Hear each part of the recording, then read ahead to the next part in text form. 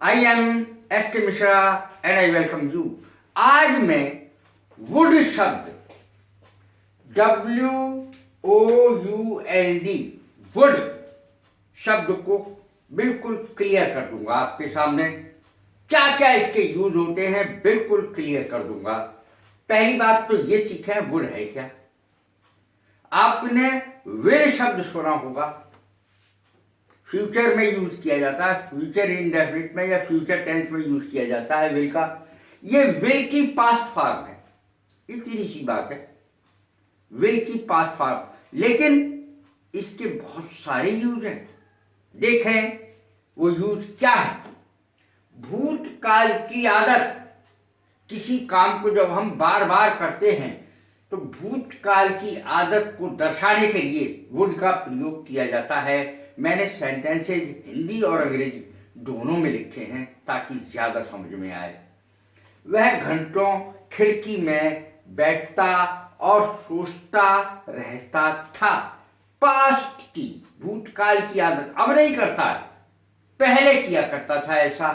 भूतकाल की आदत को दर्शाने के लिए वुड का प्रयोग किया जाता है और इसके साथ फर्स्ट फॉर्म का प्रयोग किया जाता है क्रिया की। He would sit at the window, इस तरीके से ये सेंटेंस बना। वो खिड़की के पास बैठा रहता था, खिड़की में बैठा रहता था। एंड थिंक फॉर आवर्स, घंटों सोचता रहता था। अब देखें, अधिक विनम्रता प्रकट करने के लिए भी वुड का प्रयोग किया जाता है। देखें सेंटेंस, कृपया आप मुझे बताएंगे आपकी घड़ी में क्या बजा है। कृपया आप मुझे बताएंगे आपकी घड़ी में क्या बजा है।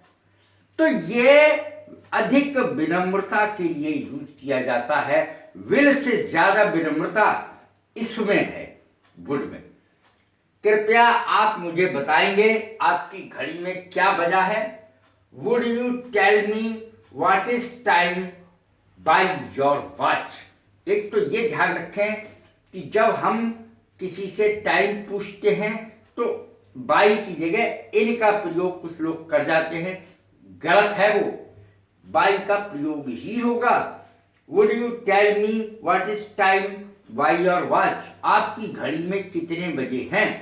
ये विनम्रता से पूछा जा रहा है, कृपा करके बताइए आपकी घड़ी में कितने बजे हैं। विनम्रता, निरंतरता के लिए। अब बच्चा खेलता रहा, वो कूदता रहा, वो नहाता रहा, वो ये करता ही रहा, बावजूद इसके कि मैंने उससे मना किया कि मत करो, लेकिन वो फिर भी करता रहा। क्या यूज होगा, वुड का यूज होगा। देखें, निरंतरता, बच्चा खेलता रहा, वो देखता रहा, वो खाता रहा, वो नहाता रहा। The child would play with his toy, मैंने मना किया, बच्चा फिर भी खेलता रहा। बच्चे तो बच्चे ही होते हैं, खेलने में लगे ही रहते हैं। The child would play with his toy, बच्चा अपने खिलौने के साथ खेलता रहा। इरादा, इरादे के लिए भी ये आता है, डिटर्मिनेशन के लिए भी आता है ये। मैंने उसे घर जाने की सलाह दी परंतु वह 2 घंटे तक रुका रहा।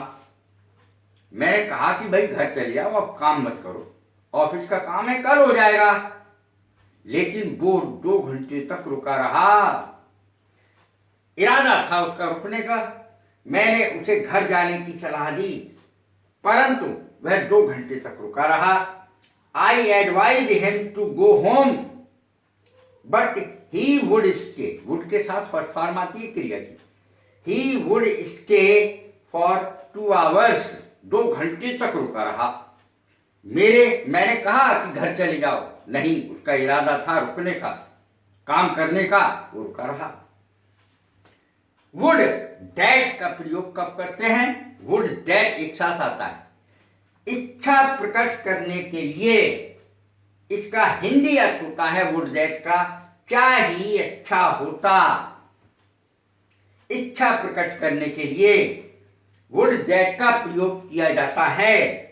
क्या ही अच्छा होता यदि मैं राजकुमार होता। Would that I were a prince, a का प्रयोग होना जरूरी होता है। Would that I were a prime minister, काश मैं प्रधानमंत्री होता, काश मैं टीचर होता। Would that I were a teacher, I were a principal, कोई भी चीज में आ सकती है।